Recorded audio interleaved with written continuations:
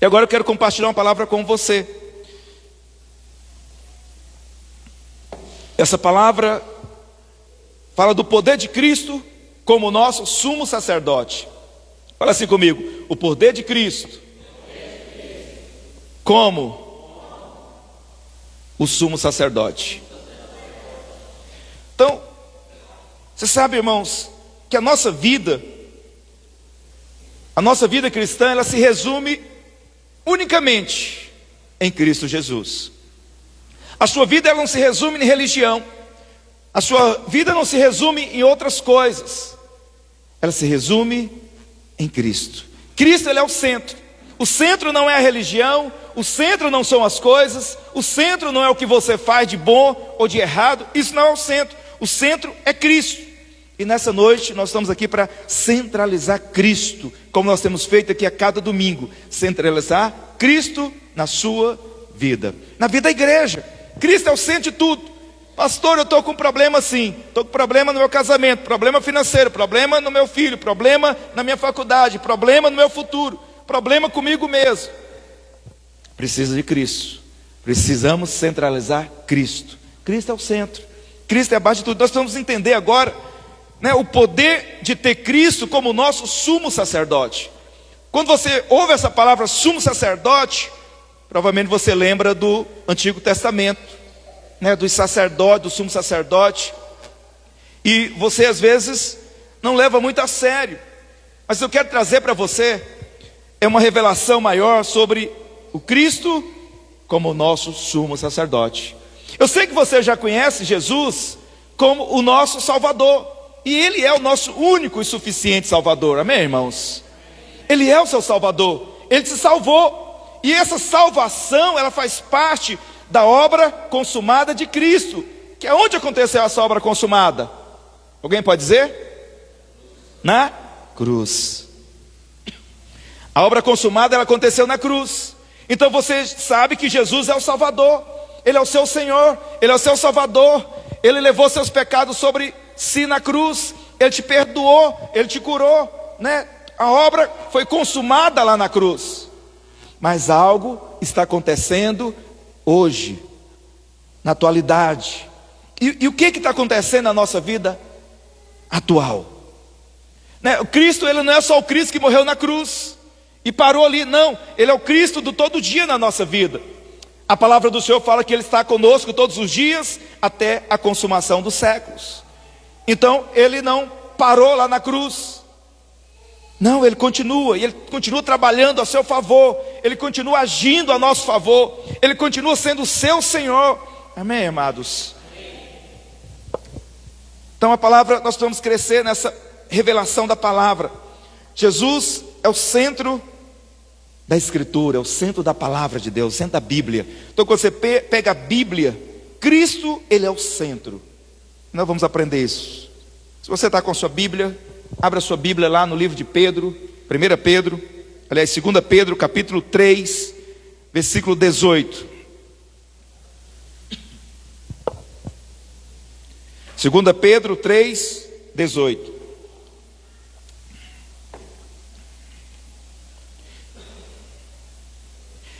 Aqui, nesse texto, no texto anterior, Pedro está falando que alguns irmãos podem seguir doutrinas estranhas, homens estranhos, e pode até decair da graça. E aqui no 18, o apóstolo Pedro, ele diz: antes, crescei na graça e no conhecimento do nosso Senhor e Salvador Jesus Cristo. Então, nós somos chamados a crescer na graça e no conhecimento do Senhor Jesus. Fala assim comigo: eu preciso crescer na graça e em conhecer o Senhor Jesus. Então o Senhor nos chama a crescer na graça e no conhecimento do nosso Senhor e Salvador Jesus Cristo. É nesse aspecto que nós precisamos crescer. O que dá crescimento na sua vida é conhecer a Cristo. Por isso que é importante nós conhecer a Cristo. É importante você conhecer quem Ele é hoje na nossa vida. O que Ele faz por nós hoje. Para que você não seja apenas alguém religioso. Mas o Senhor quer que você cresça na graça. Talvez você conhece, e eu vou dizer, o povo de Deus, ele conhece muito da lei, muito do Antigo Testamento.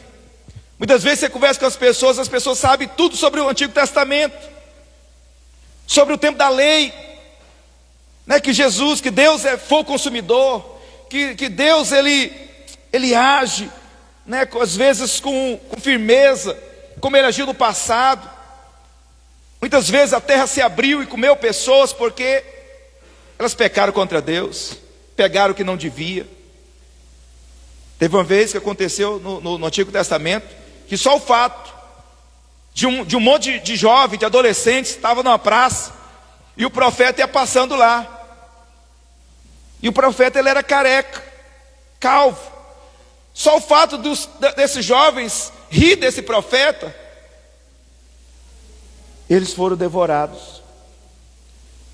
Aí às vezes você conhece o Antigo Testamento, as coisas do Antigo, e esquece que o Senhor Jesus, Ele não veio para mudar as coisas, mas Ele veio para estabelecer uma nova aliança, um novo tempo.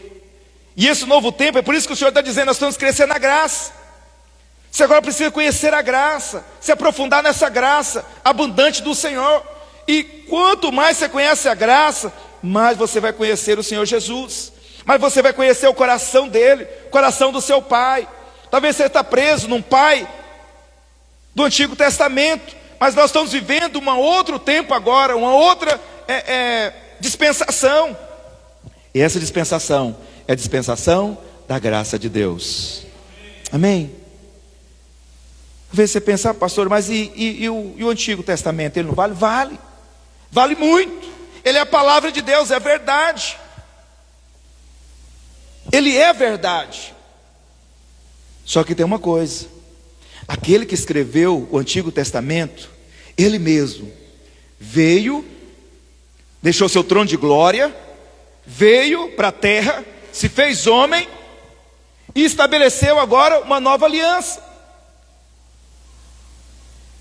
Deus, ele estabeleceu ao longo da história, irmãos, muitas alianças. Aliança com Adão, aliança com Abraão, aliança com Noé, aliança com Moisés.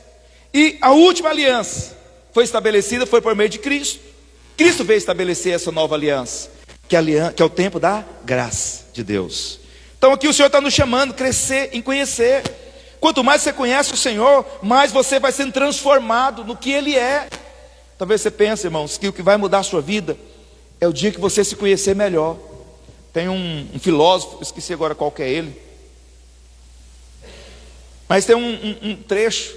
Quando eu era jovem eu lia, por causa dos estudos, né? Então eu estudava muito filosofia, e tinha essa parte que eu li, eu era bem adolescente, jovem, né? Conheça a ti mesmo.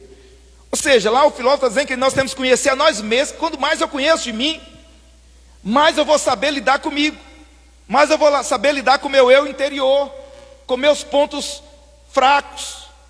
Como é que eu posso trabalhar meus pontos fracos? Eu preciso me conhecer melhor. Mas sabe, irmãos, que a palavra de Deus fala o contrário. A palavra de Deus não manda você conhecer você. Ele não manda você olhar para os seus pontos fracos, para as suas falhas, para os seus pecados. Não, o Senhor nos manda o quê? Conhecer o Senhor, conhecer Ele. E aqui também, pode abrir a sua Bíblia lá no livro de 1 Coríntios, capítulo 3, versículo 6 ao 7. O Senhor também nos chama mais uma vez, Ele nos fala sobre crescimento.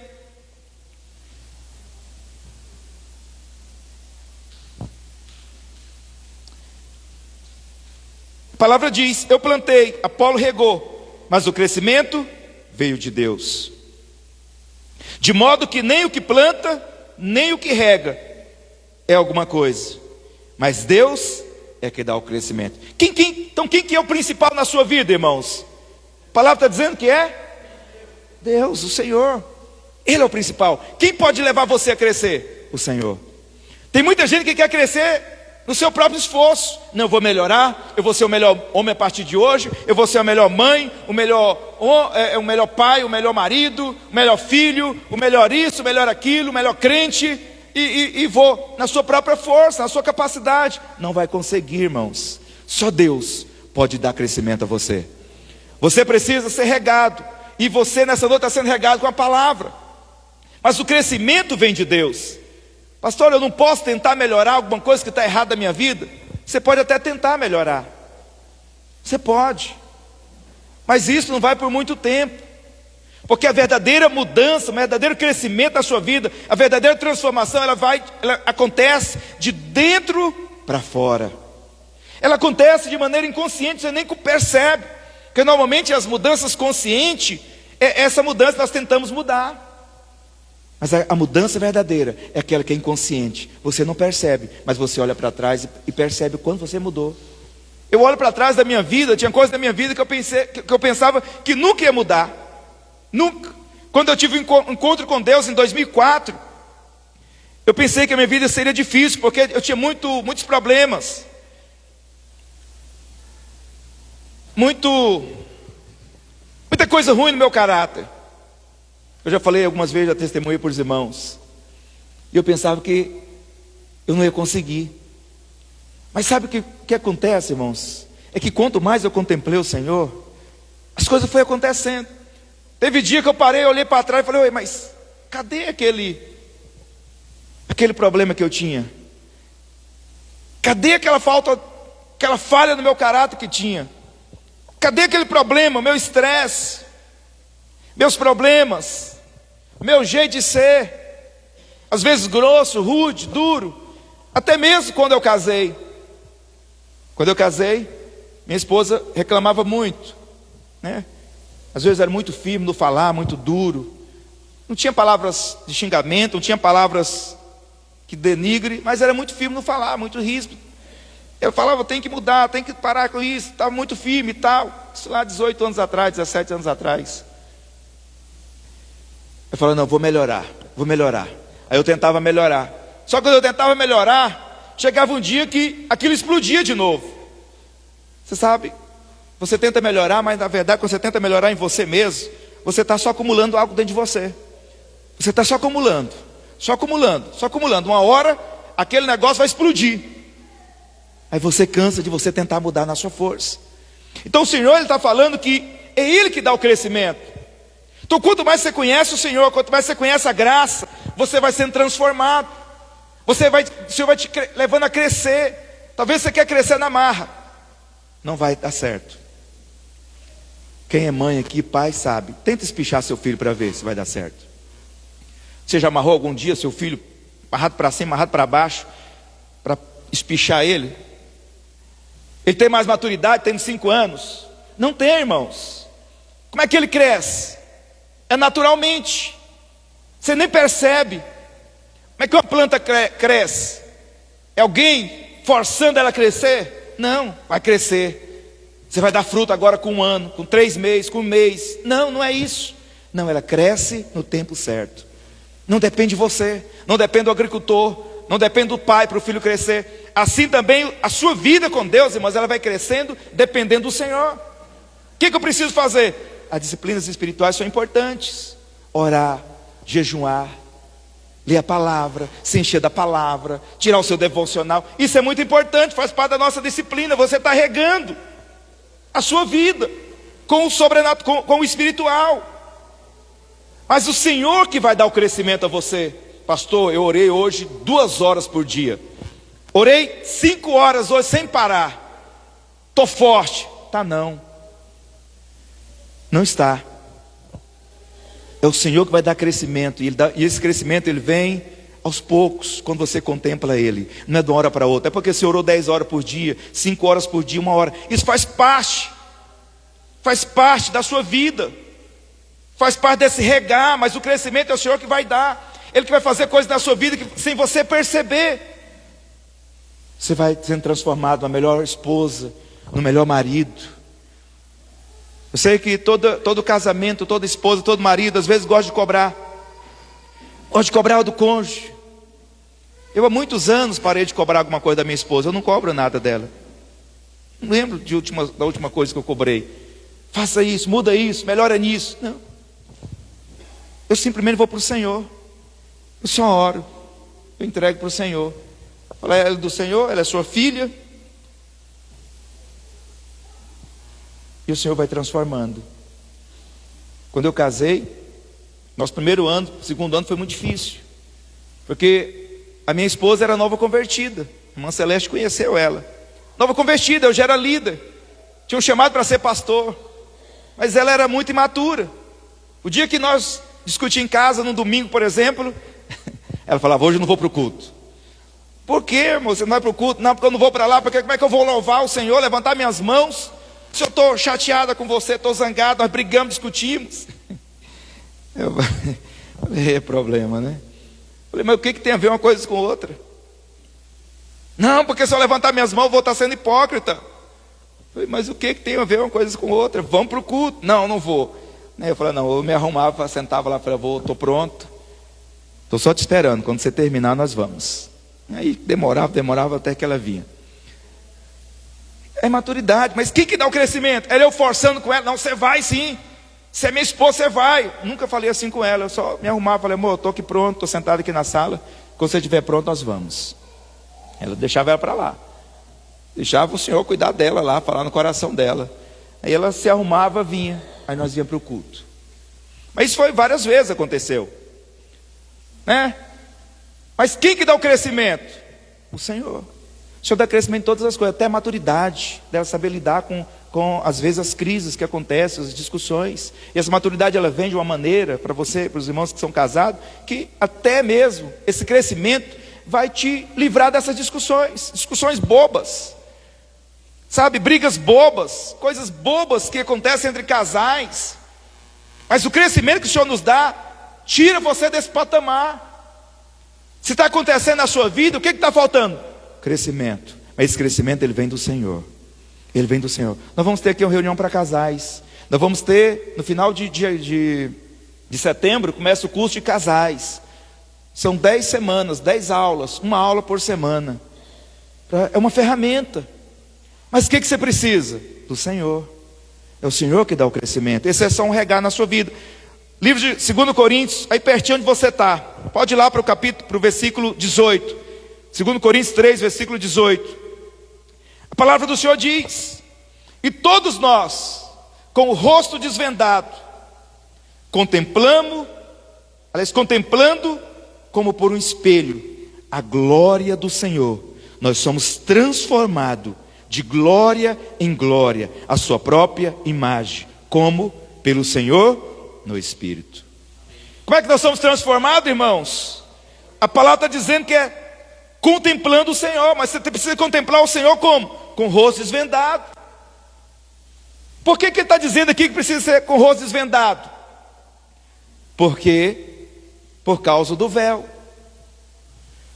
Muitos irmãos olham para Cristo hoje, ainda com base na antiga aliança.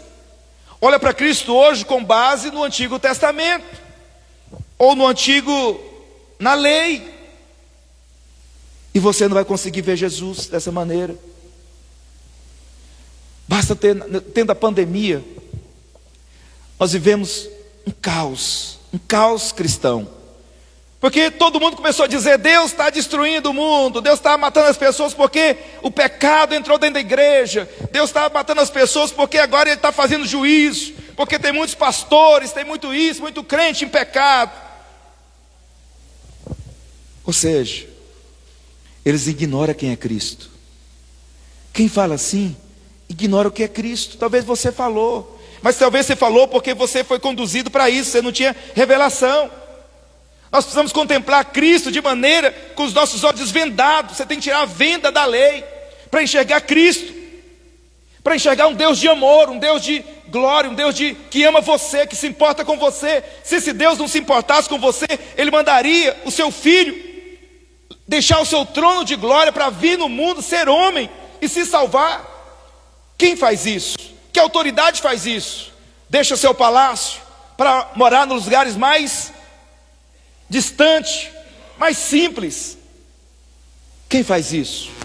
Que dia você viu o governador, a prefeita, o presidente deixar o seu lugar e falou: por causa desse povo aqui, desses aborígenes, desses índios que estão nessa aldeia, eu vou ficar aqui uma semana com eles. Eu quero ver a realidade deles. Ninguém faz isso. Mas teve um Deus que nos ama, que enviou seu único filho por amor a nós. Você precisa olhar para ele com a venda tirada, com a venda da lei, o véu da lei. Tem muita gente que está olhando para Deus hoje com o véu da lei. Ele ganhou Jesus. E você vai entender por que você precisa tirar essa venda. Porque enquanto você olha para o Senhor assim, você vai estar sempre se achando condenado, culpado, carregado. Você vai achar que Deus está sempre com raiva de você. Deus não quer que você olhe para Ele dessa maneira, irmãos. Você está em outra dispensação. Isso não muda quem é Deus. Mas agora Deus está manifestando uma outra face dele para os homens. Por que Deus deu a lei? A lei é boa, a lei é perfeita. Mas Deus deu a lei para mostrar para nós que nós somos incapazes de ser perfeito simplesmente pelas nossas boas maneiras, bons modos. Deus não pode, o homem não pode agradar a Deus com suas próprias maneiras. Pastor, vou parar de beber, de fumar, vou para o culto agora todo dia, e isso e aquilo. Isso não é o suficiente. Esse não é o padrão de Deus. Deus colocou o padrão dele. Qual que é o padrão dele? A lei. E ele disse, houve um momento na palavra que o Senhor olha para a terra e fala: não vi um justo sequer, nenhum, não tem um homem justo sequer na terra. E ele fala: se você quer cumprir a lei, quero. Ele fala: então se você tropeçar pelo menos um tio da lei, você já é culpado de todo o resto. Qual homem consegue cumprir a lei? Porque muitas vezes as pessoas se apegam aos pecados, matar, roubar, essas coisas. Mas não é só isso que é pecado. Pecado vai muito mais além do que isso. Eu já falei para os irmãos aqui esses dias atrás. Às vezes você teve a oportunidade de fazer o bem hoje e não fez, é um pecado. Você não matou, não roubou, não adulterou, não prostituiu, honrou seu pai, mas você deixou de fazer o bem. Talvez a Bíblia fala que tudo que nós fazemos sem fé não agrada a Deus. Tudo que nós fazemos sem depender de Deus, sem fé, é pecado. Então nós somos incapazes de cumprir a Deus o nosso próprio esforço. Então a lei, ela mostra o padrão de Deus. É um padrão elevado que o homem não pode alcançar. Mas então ele envia Jesus. Ele envia Jesus para entrar no seu lugar, para ser o cordeiro e o sumo sacerdote. Amém, irmãos? O que você precisa fazer hoje? Olhar para o Senhor com seus rostos desvendados. Então receba essa palavra hoje com seus olhos vendados. Tira o véu da lei, véu do merecimento. Porque quando você contempla o Senhor assim, como Ele se mostra nos Evangelhos, como Ele se mostra no Novo Testamento, é como se você estivesse olhando no espelho. E essa imagem que você vê no espelho, essa glória do Senhor que você contempla, ela vai o quê? Mudando você. Ela vai transformando você. Não sei o que estou dizendo para você, é a palavra que está dizendo. Ela vai mudando, vai transformando. É de uma hora para outra? Sim ou não, irmãos? Não, ele está dizendo que é de glória em glória. É um dia após o outro. É um dia após o outro. Seria bom se fosse uma vez, né? Às vezes, nos nossos aconselhamentos, né? Às vezes o esposo ou o marido, né? A gente aconselha, ora, dá algumas direções. Aí muitas vezes a pessoa fala: ah, pastor, mas meu marido não mudou ainda. Ah, pastor, mas minha esposa não mudou ainda. O senhor veio cá, conversou, orou, mas não mudou ainda. Porque é assim, irmãos, é de glória em glória, dá tempo. À medida que ele contemplar o Senhor, ele vai sendo mudado. À medida que ela contemplar o Senhor, ela vai ser mudada. Então leva a sua esposa a contemplar o Senhor, leva o seu esposo a contemplar o Senhor. Ora por ele: Senhor, que meu esposo que venha contemplar o Senhor seja um homem que contempla o Senhor.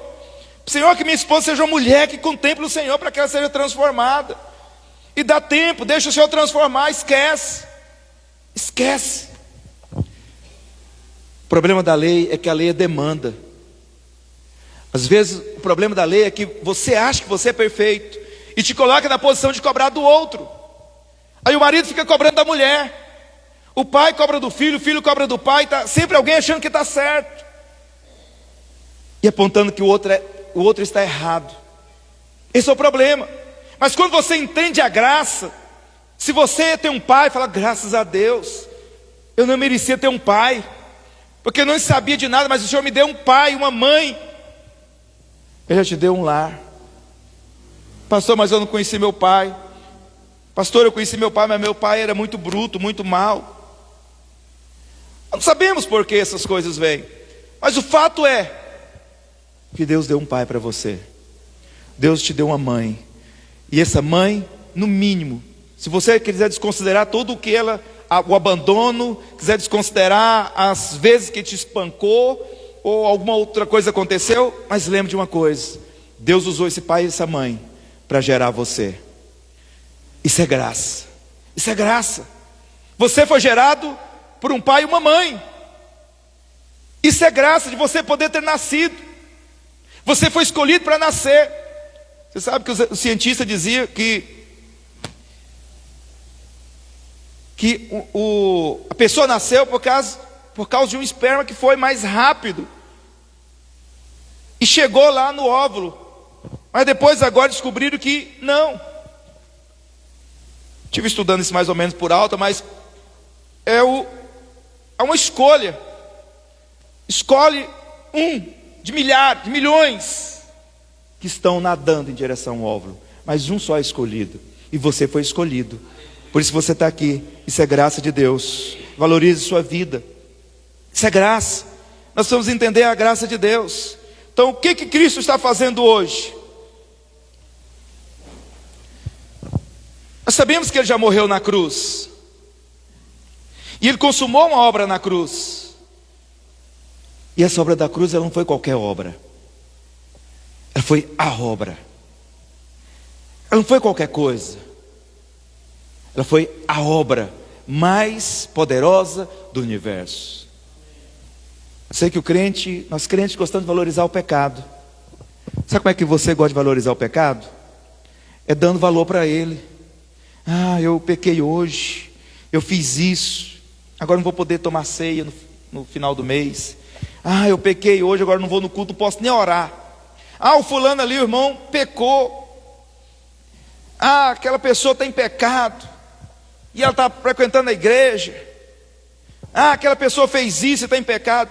Irmãos, nós precisamos contemplar o Senhor com o nosso rosto desvendado. Pare de valorizar o pecado. A obra de Cristo na cruz é muito mais poderosa do que qualquer pecado que possa existir nesse mundo.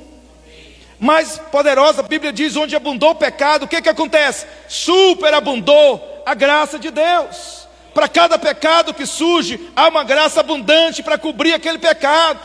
Aquilo que você fica preocupado demais, o Senhor já tratou com ele, já colocou graça, uma obra consumada na cruz, que cobre todo tipo de pecado.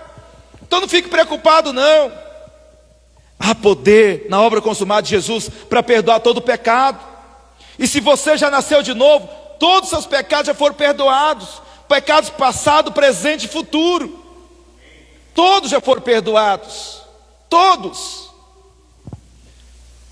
Talvez é difícil você entender isso. Deixa eu trazer para você aqui. Olha você, quando eu passei a ter filho, quando eu tive meu primeiro filho, eu tenho 4 filhos, eu pude entender um pouco de Deus. Eu tive um pouco mais de conhecimento do amor de Deus, do cuidado dele com os filhos, me entendendo como pai. Porque Jesus fala, né, se um pai cuida bem de um filho, se um filho pede alguma coisa e o pai dá coisas boas, quanto mais o Pai Celeste. Você acha que o meu filho, todo dia que ele erra, você acha que tem um dia para o meu filho errar? Eu tenho 4. Vocês acham que ele erra uma vez por ano? Uma vez por mês? Não, eles erram todo dia. E muitas vezes ao dia. Aí vocês acham que meu filho fica o tempo todo pedindo perdão para mim? Ô pai, me perdoa. Ô pai, me perdoa. Pai, eu errei de novo, me perdoa. Você acha que é assim que funciona? É assim que funciona na sua casa, que tem filho? Você que tem pai, que é pai, mãe? É assim que funciona? Seu filho fica pedindo perdão todo dia para você, toda hora? Sim ou não? E por que você acha que com Deus é assim? Às vezes você pensa que é assim. Porque a Bíblia está dizendo assim, nós somos maus, sabemos entender nossos filhos e já perdoamos eles. Eles não precisam pedir perdão pelos erros deles, nós já perdoamos eles. Por isso que ele é amado, ele é colocado dentro de uma casa, numa cama, num quarto, ele come, ele aprontou. Ele desobedeceu você o dia todo. A irmã estava contando esses dias aí que a filha dela aprontou todo durante o dia, que quase tirou ela para pegar o cinto, né? Mas o que acontece? É mãe, tem amor envolvido. Aí o que acontece? Filho, vem cá, senta aqui, vamos tomar o café da manhã. Filho, vem cá, vem almoçar. Filho, vem cá, vamos sair ali, vamos comer um lanche ali fora. Filho, vem cá, tem um presente para você aqui. Por que isso acontece? Porque tem amor. Amor. O filho errou, ele vai pedir perdão todo dia. Então o seu pecado, irmãos, você agora é filho amado de Deus, amém? Uma vez que você nasceu de novo, que você chamou o Senhor para entrar na sua vida, você se tornou agora filho amado de Deus. Fala assim, eu sou filho amado de Deus. Então todos os seus pecados já foram perdoados. Talvez você está pensando que seus pecados passados, quando você antes de converter, não, é todo passado, presente e futuro. E para quem nascer daqui a 100 anos, se Jesus não voltar, já tem perdão para eles garantido. Amém, irmãos? Já tem perdão garantido. Você precisa saber que você foi perdoado. A obra de Cristo é completa. Então, a obra aconteceu na cruz. Se completou lá na cruz. Há uma obra completa lá, resolvida. Mas a vida daquele que consumou a obra da cruz é mais poderosa ainda do que a obra. Amém, irmãos? Amém. Nós conhecemos a obra. E você conhece muito bem do perdão, da redenção. Mas agora você precisa, por isso que o Senhor está nos chamando. Nós lemos aqui 2 Pedro 3:18. Você precisa agora continuar, crescer em conhecimento, em conhecer a Jesus Cristo, o Salvador. Você conheceu a obra dele quando você foi salvo. Fala, ufa, graças a Deus fui salvo. Ele me alcançou, ele me perdoou. Agora eu sou uma nova criatura, as coisas velhas já passaram. E agora tudo se fez novo na minha vida. Agora eu posso chegar diante do trono da graça, com ousadia, com intrepidez. Agora eu posso chamar ele de pai, porque agora ele é meu pai. Agora eu posso chamar as bênçãos do Senhor dentro da minha vida. Eu fui salvo. Ele me transportou do império das trevas e me colocou no seu reino. Agora eu sou filho. Eu estava perdido, agora fui encontrado. Mas agora tem algo que continua acontecendo na nossa vida, que é Cristo, o ressuscitado, como sumo sacerdote. Nós conhecemos a obra de uma pessoa, só para você entender. A obra de um homem fala muito sobre ele, mas a sua vida é muito maior do que a obra desse homem. Amém, irmãos? A vida de Jesus é muito maior. A vida de Jesus não se resume à sua obra consumada na cruz. Ela é muito maior porque a vida de Jesus é eterna. Nós conhecemos a obra de muitas pessoas. Quantos aqui conhecem a obra do... Acho que o nome dele é Israel Amorim, né? Israel Amorim. Quem conhece a obra de Israel Amorim? Deixa eu ver se tem algum iporaense aqui. Vai levantar a mão alta aí. Quem conhece? Mas quem conhece a vida dele? Mas talvez você conheça a obra dele, mas você não sabe quem ele é. Israel Amorim é um dos fundadores de Porá, fundou Amorinópolis, fundou Israelândia, é a obra dele, fundou essas cidades. Mas talvez você conheça a obra de Shakespeare, considerado um dos maiores poetas românticos, né? Você conhece a obra de quem mais? Salvador Dalí. Nós não conhecemos muito sobre ele, mas conhecemos a obra de Sócrates, Aristóteles. Mas quando você vai conhecer a vida desses homens, você vai odiar a obra deles muitas vezes. Ou você vai amar, ou você vai odiar. Eu já conheci Tem músicas que são bonitas, são, né, uma poesia, músicas que são extraordinárias. Estou falando músicas cristãs, não, música normal, popular brasileira. Mas muitas vezes você vai conhecer o autor da música, aí você falou, meu Deus do céu, porque a vida do cara é ladeira abaixo. Salvador Dalí, ele tem as suas obras, né, as suas pinturas, consideradas coisas de valor. É a obra de Salvador Dalí. Todo mundo conhece e venera Salvador Dalí pela sua obra. Mas talvez se você conhecer ele, você vai desvalorizar a obra dele, porque Salvador Dalí era um homem, se eu não estiver confundindo o personagem, mas é ele mesmo, que ele próprio arrancou uma orelha dele, arrancou sua orelha, né, bem no pezinho, para uma mulher, para uma prostituta, para chamar a atenção dela. Ele era alguém vazio, alguém que teve uma infância difícil, triste, viveu praticamente abandonado, isolado, não tinha amor próprio, não se sentia amado, se sentia feio, era alguém terrível. Mas as pinturas dele, as pessoas vão lá naqueles museus, vê aquela pintura, Salvador Dalí, mas que gênio da pintura, esse cara era um gênio, mas não sabe da vida dele. Então, muitas vezes, a vida de um homem, a vida dele fala muito mais do que as obras dele. E a vida de Cristo, ela fala muito maior do que a sua obra na cruz. Porque a vida dele não se resume só à sua obra na cruz. Pastor, mas será? Não se resume só. A vida de Jesus é antes da obra da cruz e continua depois da obra da cruz. A Bíblia fala que ele é o princípio e também é o fim. É o alfa e o ômega. Ele está no início de tudo e no final de tudo. Amém, irmãos?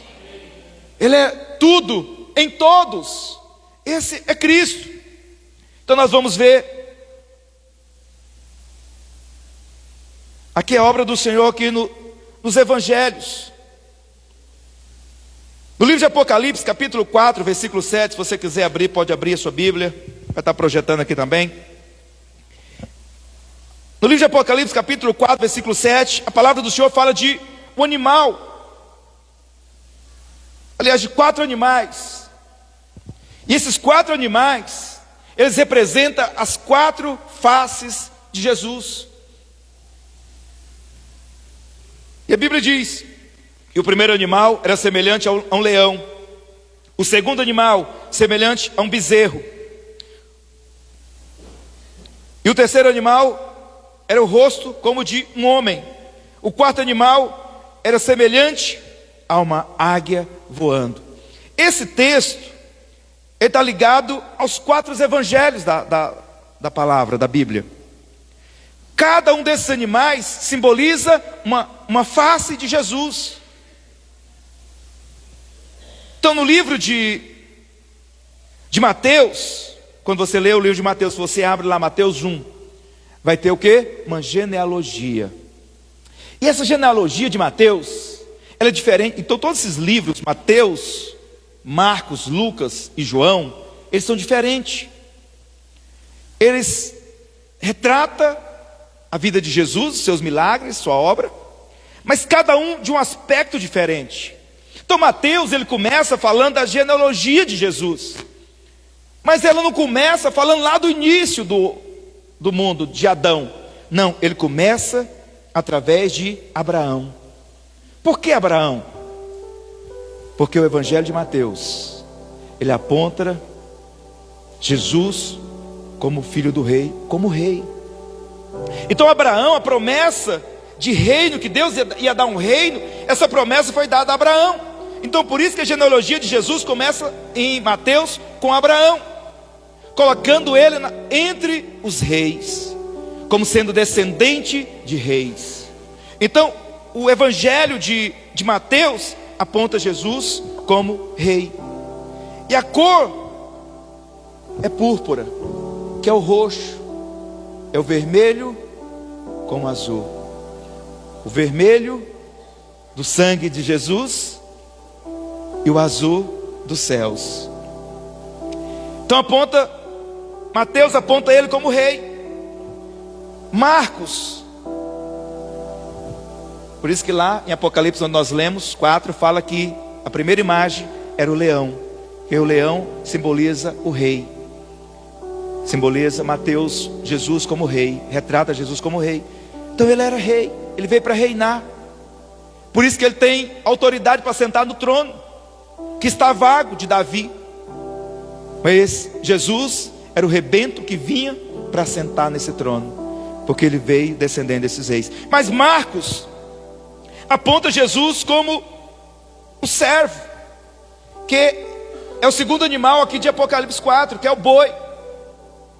O boi hoje, nós nos alimentamos do boi, né? Do gado. Você gosta de uma picanha, sim ou não? Mas nesse tempo, o boi não era usado para comer, para alimento. O boi era usado para serviço. O boi era usado para servir, para puxar carros, para puxar carroça, para puxar peso. Então aponta para Jesus como sendo servo. Jesus veio para servir. Então esse é outra face de Jesus, servir. Então em Marcos apontam Jesus que é servo. Então Marcos, se você ler lá no primeiro versículo, no primeiro capítulo de Marcos, não tem genealogia. Não começa com genealogia, começa com Jesus já trabalhando, servindo. Então Jesus começa já ali, passando pelo batismo de João Batista. E dali ele já é levado para o deserto, onde ele foi tentado. Ele já começa trabalhando, porque ele veio para servir. Ele veio para servir você. Ele veio para ser o rei dos reis, mas também ele veio para servir você. Você não pode só imaginar que ele é apenas o rei dos reis. Ele é, mas também ele veio para te servir. E é por isso que você está aqui nessa noite. E o Senhor quer servir você. Ele quer servir você. Talvez Ele está te perguntando hoje: o que queres que eu te faça? O que queres que eu faça para você? O que queres que eu te faça? Ele está te perguntando porque Ele quer te servir. Ele quer te abençoar hoje. Muitos crentes não conseguem olhar para Jesus fazendo alguma coisa por Ele. Falando: não, que é isso? Jesus fazer alguma coisa por mim? Não, eu que quero fazer por Ele. Não, tudo que nós fizemos para Ele vai ser pouco, mas é Ele que quer fazer por você. Ele tem para te dar. Ele tem saúde, Ele tem riqueza, Ele tem prosperidade, Ele tem alegria, Ele tem paz, Ele tem amor, Ele tem graça abundante. Ele tem muito para te dar. Ele quer te servir, Ele quer fazer para você. Por isso que Ele veio para servir os homens. Ele veio para servir você. No Evangelho de Lucas, aqui Ele é o homem. É o terceiro animal que é visto ali em Apocalipse. Alguém que tinha uma face, um rosto de um homem. Aponta para Lucas. Que Lucas, ele é tido como o filho do homem. Então quando você lê o Evangelho de Lucas, você vai sempre ver apontando, dizendo: esse é o filho do homem. O filho do homem não veio para condenar, mas para salvar. Então sempre está apontando para o filho do homem. E a genealogia que tem aqui em Lucas começa de Adão. Por que começa com Adão? Porque traz essa justamente a imagem de que ele é homem, como Adão. Mas o que isso tem a ver conosco, com o sumo sacerdote? Olha, irmãos, ele veio como homem para compreender você. Não sei se você... Eu compreendo hoje. Eu não nasci tendo carro. Eu vim ter carro, já tinha meus quase 30 anos de idade. Eu tinha bicicleta. Era pé ou bicicleta. Mas quando você já passou por esse momento de não ter carro, ou andar de ônibus lotado em Goiânia, quando você tem carro, você passa a ter uma outra imagem. Às vezes você está passando num lugar, numa rua, numa estrada, algum lugar, e alguém está com o carro com o capô dele aberto. Então o que você faz? Você quer parar para ajudar. Por quê? Porque muitas vezes você já teve uma situação assim. Quando eu comprei carro a primeira vez, alguns anos atrás, até hoje eu faço isso. Gosto de ajudar, gosto de dar carona. Eu sempre dava carona. Às vezes eu estava indo para um lugar, encontrava uma pessoa e falava: está indo para tal lugar? Estou indo, não entra aí. Dava carona. Porque eu sabia a dificuldade que às vezes era andar de a pé, no sol quente. Eu voltava para casa, andava, sei lá, uns 5 km de a pé, quando eu era adolescente, voltando da escola. Então, quando você passa pelo que outras pessoas passaram, você consegue se colocar no lugar da outra pessoa, compreender o que ela está passando. Você acha que alguém que nasceu numa família abastada, nunca andou de carro, nunca teve um carro velho, nunca teve um carro quebrado na vida, nunca andou de ônibus, nunca andou de a pé, ele passa numa avenida dessa, numa estrada dessa, ele passa 1000, ele não quer nem saber de quem está lá. Às vezes ele passa lá, vê alguém com um carro quebrado e falou: quem mandou comprar um carro velho? Ele faz ainda ri, ridiculariza ainda. Por quê? Porque ele nunca esteve naquela situação. Ele jamais vai compreender quem está lá naquela situação. Ele nunca vai compreender quem está numa situação de fome, de abandono, de necessidade, de doença. Porque ele sempre teve, quando espirrou 3 vezes seguidas, o pai já corre para o hospital. Vai para o hospital caro. Ele não sabe o que é uma pessoa passar necessidade, passar fome, passar sede, enfermidade, porque ele veio viver uma vida abastada. Então Jesus, ele veio, ele saiu do seu trono de glória, ele deixa o seu trono e vem e vive como homem. A Bíblia fala que ele era homem de dores, experimentado em dores, porque ele era esse homem de Lucas. Ele veio para te compreender, para compreender você, para saber das suas necessidades. Por isso que Jesus te compreende. Talvez você ele vê só como rei, como realeza, e mas ele não é só rei, ele é servo, ele está para te servir. Por isso que ele se despiu das suas vestes e começou a lavar os pés dos discípulos. Pedro não queria que ele fizesse isso com ele, mas ele falou: se eu não deixar eu fazer, você não vai ter parte comigo. Ele veio para servir você. Ele veio para lavar seus pés, para tirar os pecados, a sujeira, a tristeza, a mágoa, o ressentimento, tudo que está dentro de você que não é dele para você. Ele veio para limpar, veio para te servir. Mas como homem, ele compreende a sua dor. Talvez alguém que está do seu lado não te compreende, não compreende o seu choro, não compreende o seu grito muitas vezes, não compreende a sua tristeza muitas vezes, mas ele nos entende. Ele entende você, porque ele foi homem como você, um ser humano como você, que padeceu, que sofreu, foi homem de dores. A Bíblia fala que ele se compadecia. Só quem se compadece é só alguém que já passou por aquilo. Mas no livro de João, no Evangelho de João, ele se mostra como Deus. E por isso muitas vezes ele foi mal entendido, mal compreendido, quase apedrejado, porque ele falava: eu sou como meu pai, assim como meu pai é, eu também sou. Eu sou filho. Ele falou: mas como que você é filho de Deus? Se nós aqui somos filhos de Abraão, não estamos falando que somos filhos de Deus? Você está dizendo que é filho de Deus? Pois é. Por isso que aqui ele é como o quarto animal de Apocalipse 4, 7. A águia, porque fala de algo que veio do céu.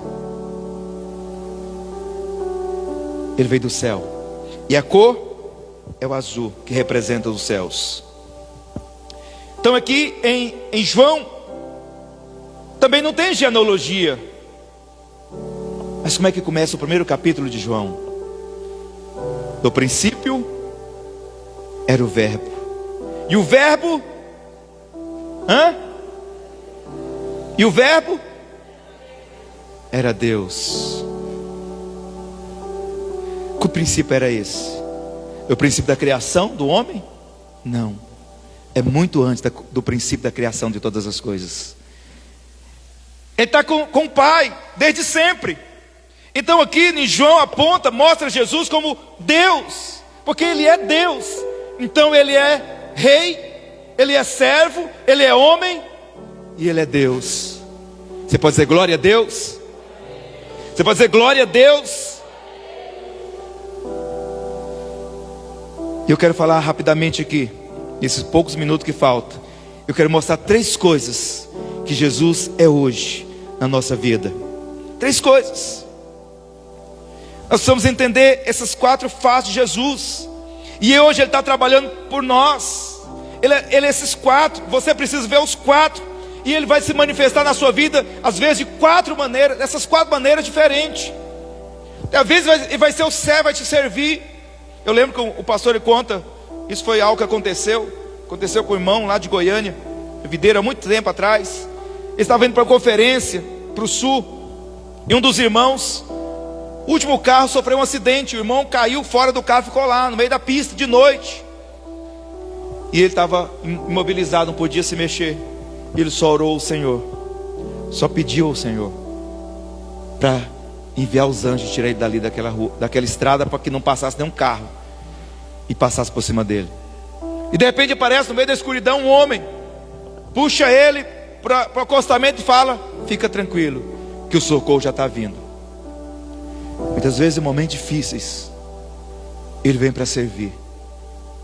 No momento que você está sozinho, Ele vem para servir. Em alguns momentos Ele vai ser o rei na sua vida, vai se colocar como rei.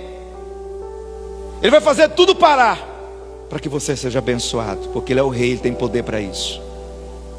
Outras vezes Ele vai te compreender. Talvez a sua mãe, seu irmão, seu marido, sua esposa vai falar: mas para de chorar, para de sofrer, para de reclamar, para de falar assim, porque não vai te entender. Mas o Senhor é homem, Ele vai te compreender.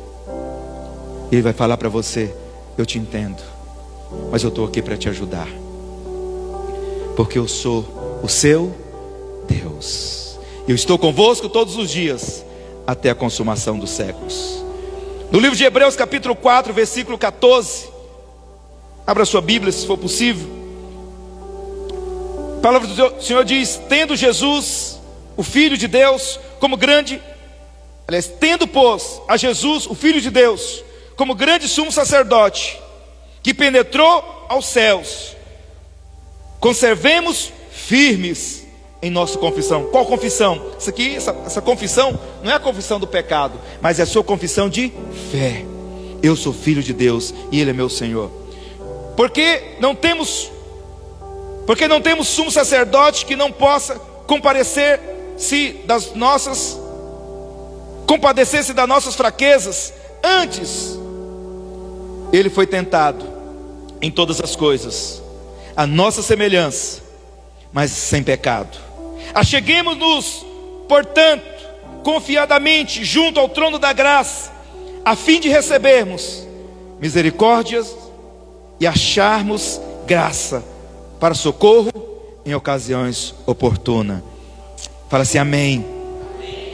Então o Senhor, Ele é o sumo sacerdote que se compadece das suas fraquezas. Esse versículo fala desse sumo sacerdote que sofreu como nós, que padeceu como nós, que nos entende, conhece as nossas fraquezas. Mas Ele foi tentado, mas não pecou. E agora nós precisamos o quê? Nos achegar confiadamente junto a Ele que está no trono. Ele é a graça. A graça não é uma coisa, não é uma palavra. A graça é Cristo, é uma pessoa. E nós precisamos chegar confiadamente junto a Ele, para socorro em ocasiões oportunas. Você precisa de socorro hoje na sua vida? Hoje é uma ocasião oportuna para Ele te socorrer de alguma coisa, de algum embaraço, de algum problema, de alguma turbulência da sua vida? Chama por Ele hoje, chega a Ele. Você chega ao trono da graça. Ele é o sumo sacerdote que está aqui para cuidar de você nas suas fraquezas. É Ele que cuida de você. Tem duas coisas que leva você a ser aceito. Primeiro, que o pecador, ele ia no Antigo Testamento, ele ia ao sacerdote para ter expiação dos seus pecados, e ele levava um animal com ele, um cordeiro. Agora você imagina, o cara matou, esquartejou, roubou, aprontou, matou a família inteira. Aí ele chega, ele tinha que levar um cordeiro, ou um boi, mas um cordeiro, um boi, ou uma pomba, ou uma rolinha, para expiação dos seus pecados. Aí ele chegava lá diante do sacerdote, tinha duas coisas que eram importantes. Primeira coisa, era o animal que ele levava. A segunda coisa, era o sacerdote, o sumo sacerdote. Porque quando ele chegava lá com o seu animal para expiar pelos pecados que ele cometeu, que ele errou, que ele fez, errou feio, o sacerdote não olhava para aquele homem ou para aquela mulher, olhava para aquela pessoa, ele olhava para o animal. O animal tinha que ser perfeito. Está lá no livro de Levítico. O animal tinha que ser sem defeito, sem mancha, perfeito. Então o sumo sacerdote olhava ali para o animal, caçava defeito, não achava, e falava: está aceito o animal. O animal era aceito. Mas o homem que cometeu o pecado, ele não olhava, ele não perguntava: qual foi seu pecado? Ah, eu matei meus pais e minha mãe. Ah, eu matei uma família inteira. Ah, eu esquartejei as pessoas, eu roubei. Não, ele não perguntava. Ele só queria saber se o animal era perfeito. A segunda coisa importante do sumo sacerdote é que o sumo sacerdote também tinha que ser sem defeito também. O sumo sacerdote não podia ter defeito algum. Está lá em Levítico 21, versículo 17. O sumo sacerdote tinha que ser alguém perfeito. A palavra diz que o sumo sacerdote era o mais belo de todos. Ele não podia ter mancha no corpo, ele não podia ter pinta, ele não podia ter problema na visão, não podia ser cego, não podia ser manco, não podia não ter nenhuma deformidade física. Ele tinha que ser alguém perfeito. Porque se ele não fosse perfeito, esse sumo sacerdote, ele não seria aceito. Ele corria o risco de entrar no Santo Santo e ser morto. E o sacrifício daquelas pessoas que foram ali ser inválido. Então duas coisas que eram importantes: o animal que levava precisava ser sem defeito, e o sumo sacerdote que estava ali aferindo também tinha que ser sem defeito. E por isso que hoje Jesus é o Cordeiro sem defeito que morreu por nós. Mas ele também é o sumo sacerdote perfeito, que está assentado à destra de Deus, intercedendo por você. Ele é o Cordeiro e ao mesmo tempo ele é um sumo sacerdote perfeito, aceito por Deus. O sacrifício dele foi aceito por Deus. E quando ele ressuscitou, ele foi aceito por Deus. E o Senhor falou: venha, eu vou exaltar o seu nome acima de todos os nomes, e vou colocar você assentado à minha destra, e vou te dar poder e autoridade dos céus, da terra e debaixo da terra. Ele foi aceito como sumo sacerdote por você. Então você precisa crer no sacrifício dele e crer também nele como sumo sacerdote aceito por Deus. No livro de Lucas, capítulo 7, versículo 11 ao 16, eu preciso ler isso com você aqui, nós já estamos encerrando. É o exemplo da viúva de Naim. Aqui nesse texto da viúva de Naim, ele manifesta os quatro: o rei, o homem, o servo.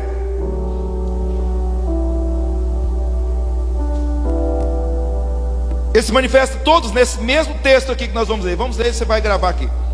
Em dias subsequentes, dirigia Jesus a uma cidade chamada Naim.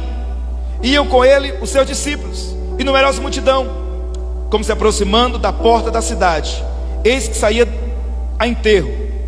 Aliás, o enterro do filho único de uma viúva. E grande multidão da cidade ia com ela. Vendo o Senhor, se compadeceu dela e lhe disse: não chores.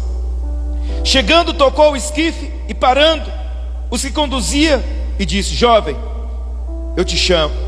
Jovem, eu te mando, levanta-te. Sentou-se o que estava morto e passou a falar. E Jesus o restituiu à sua mãe. E todos ficaram possuídos de temor e glorificavam a Deus, dizendo: grande profeta se levantou entre nós. E Deus visitou o seu povo. Mas ele não era um grande profeta, ele era o Senhor, Salvador, Rei. Então aqui nesse texto nós vemos essas 4 manifestações de Cristo. Então ele encontra ali essa mulher, e ele se manifesta a primeira face, dizendo: vendo, o Senhor se compadeceu dela e lhe disse: não chores, não chores. Qual face o Senhor está revelando aqui? A face de um homem que se compadece, porque ele viu que aquela mulher estava na miséria. Ela tinha perdido o marido, agora estava perdendo o seu único filho. Se para a mulher hoje é difícil, imagina há 2000 anos atrás, sem marido e sem filho, a vida dela seria muito difícil, servir de miséria. Mas a Bíblia está dizendo que o Senhor se compadeceu dela. Aqui ele mostra essa face de homem, de humanidade, se importar, de se compadecer daquela mulher. No verso 14,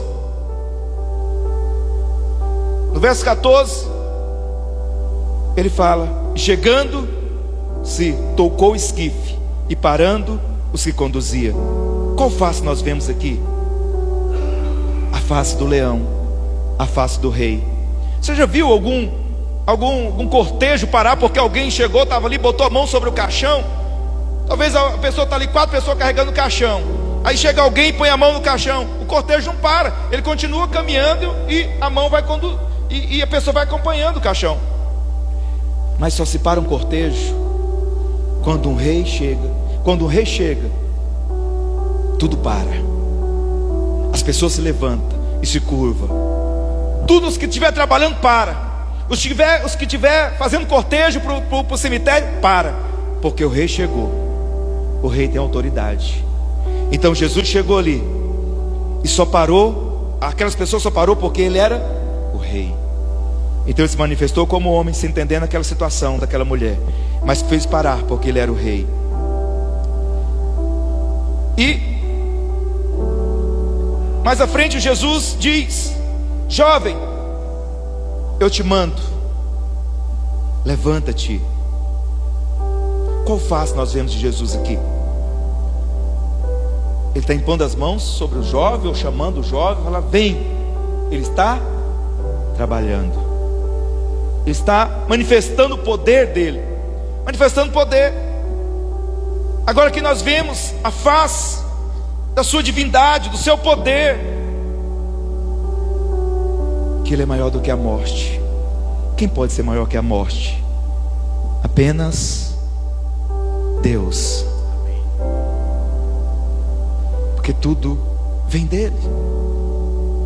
Ninguém pode trazer vida no seu Senhor, porque ele que é dono da vida. Então aqui ele manifesta a sua divindade como Deus. E ele levanta aquele rapaz para se levantar. E no quarto, a palavra fala que aquele jovem sentou-se os que estiveram mortos, e passou a falar. E Jesus restituiu a sua mãe. Qual face nós vemos aqui? A face do boi, do servo, que ele então pega aquele menino, aquele jovem, e entrega a sua mãe. Está aqui o seu filho. Ele estava ali para servir aquela mulher, servindo ela. Então no mesmo contexto, nós vimos as 4 faces de Jesus: Deus, Rei, homem e servo. É assim que Deus se manifesta na sua vida, é assim que Ele age na sua vida. Ele não é só servo, Ele não é só rei, Ele não é só Deus, Ele não é só homem, mas Ele é os 4. E Ele se manifesta nas 4 maneiras para te fazer avançar, prosperar, ser mais que vencedor. Nós não somos mais que vencedor em nós, mas somos no Senhor Jesus. Vamos ficar de pé nesse momento. O Senhor é o sumo sacerdote que intercede por nós. Em Hebreus 7:22 fala: por isso mesmo Jesus tem se tornado fiador de superior aliança. Ora, aqueles que são feitos sacerdotes em maior número, porque são impedidos pela morte de continuar. Este, no entanto, porque continua para sempre, tem o seu sacerdócio imutável.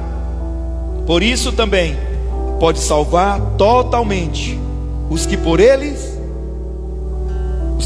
se chegam a Deus, vivendo para sempre para interceder por eles. Quem que intercede por você? Eu oro por você, irmãos. Eu de fato Verdadeiramente eu intercedo por você todo dia. Eu oro pela igreja videira, eu oro pelos irmãos, eu oro pelos irmãos que visitam, eu tenho o nome de todo mundo que visita, que nos visita. Eu oro por todos, eu intercedo por você. E eu sei que vocês também oram por mim, amém, irmãos? Será que tem algum irmão que ora pelo pastor dessa igreja? Amém? Mas você sabe qual é a intercessão que vai valer a pena? Essa do Espírito Santo, essa do Senhor por você. A Bíblia conta, não vai dar tempo de eu ler, mas o Senhor falou que o diabo ia peneirar Pedro naqueles dias, mas que Jesus ia orar por ele, para que a fé dele não fosse abalada. E por causa da oração de Jesus por Pedro, é que ele foi restaurado depois de tudo que aconteceu, de ter deixado Jesus. Então quem que intercede por nós? A palavra está dizendo que Ele para sempre intercede por nós. Muitas vezes você não consegue orar, mas o Espírito Santo intercede por você com gemidos inexprimíveis. Talvez eu não sei orar por você, não sei o que você está sentindo ou precisando que ore, mas o Espírito Santo sabe, Jesus sabe, e Ele intercede junto ao Pai. Ele está para interceder por você. Ele é o seu advogado, Ele que guerreia por você, Ele que te torna mais que vencedor. Ele é por você, Ele que intercede. Só Ele pode interceder por você de maneira poderosa, só Ele. E por último, o Senhor é o sumo sacerdote que nos salva completamente. Está lá em Hebreus 7:25. Por isso também pode salvar totalmente os que se achegam, os que por Ele se achegam a Deus. É Ele que pode salvar.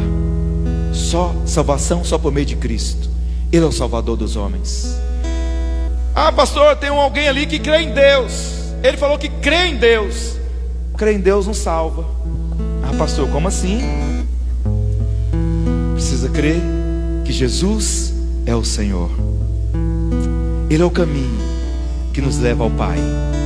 Ele é a verdade, Ele é a vida, Ele é o caminho que nos leva ao Pai. O mundo ele até crê em Deus, mas eles têm dificuldade de crer em Jesus, em Cristo. Às vezes ele fala, não, Deus é meu Pai, mas eles não reconhecem Jesus como Salvador. Quando perguntamos, você quer receber Jesus na sua vida como seu Salvador?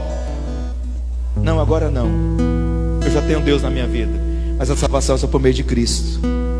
É só por meio dele. É quando nós reconhecemos que Ele é o Salvador, que ressuscitou dos mortos, está sentado à destra de Deus, intercedendo por nós, como nosso único e suficiente Salvador.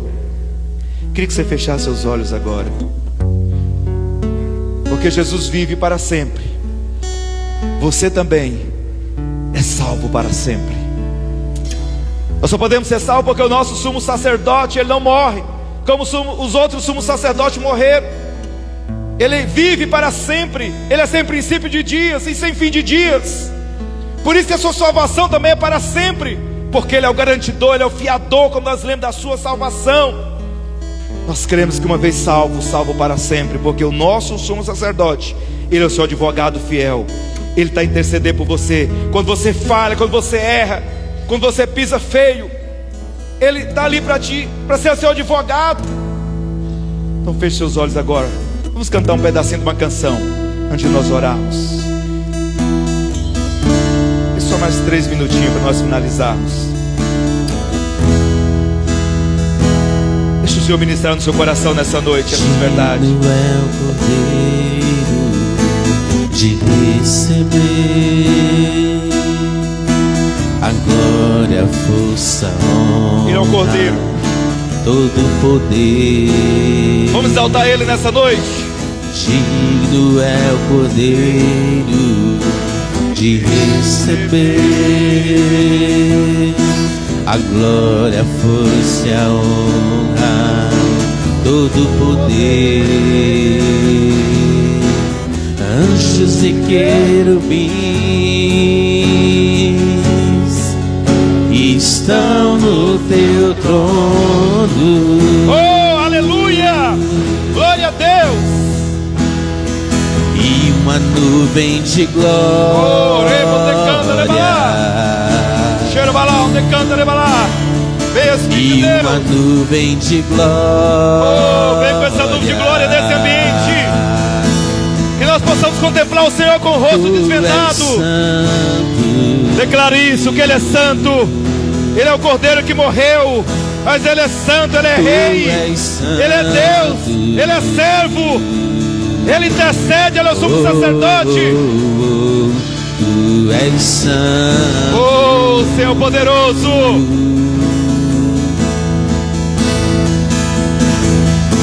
Aquele que venceu a morte. Chega. Santo, santo, santo.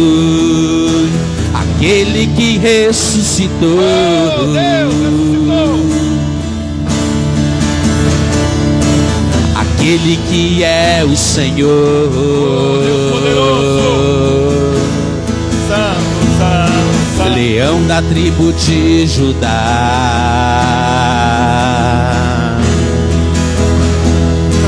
raiz de Davi. Declara. Santo, santo. Estrela da manhã,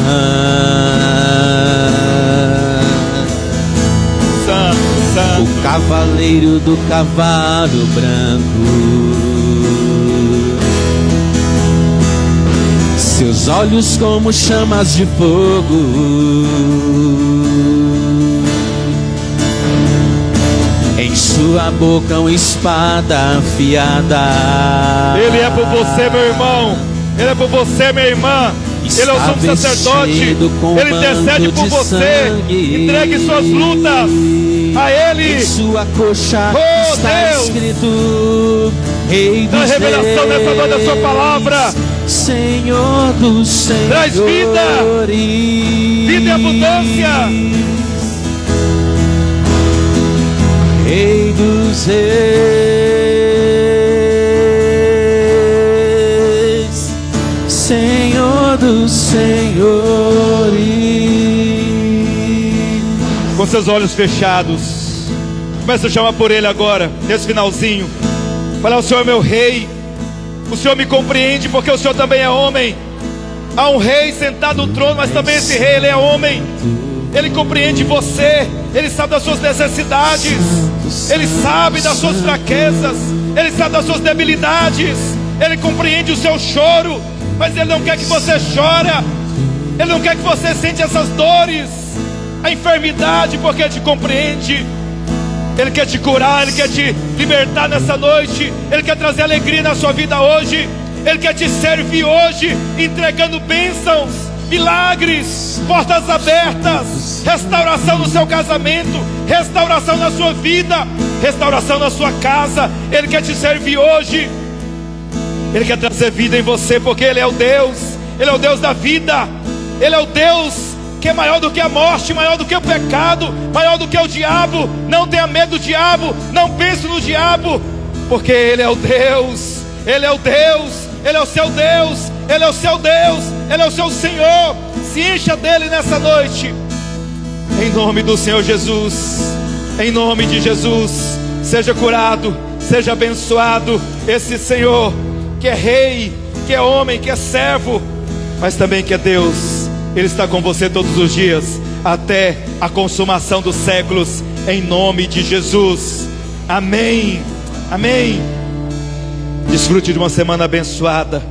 Desfrute de uma semana poderosa na sua casa, no seu trabalho, nos seus negócios, em tudo que você for fazer, na sua saúde, porque Ele é por você. Ele é o seu sumo sacerdote. Ele intercede por você. Ele que salva você. Ele que faz em dias difíceis. Ele é tudo em você. Tudo, tudo. Busca Ele. Quanto mais você contempla Ele, mais você vai ser transformado à imagem dEle.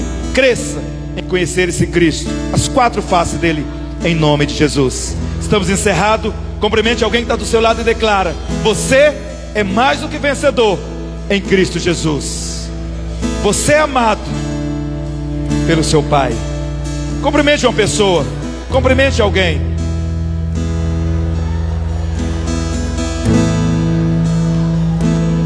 Não saia sem cumprimentar alguém. E diga para ele: o Senhor está intercedendo por você. Ele é por você.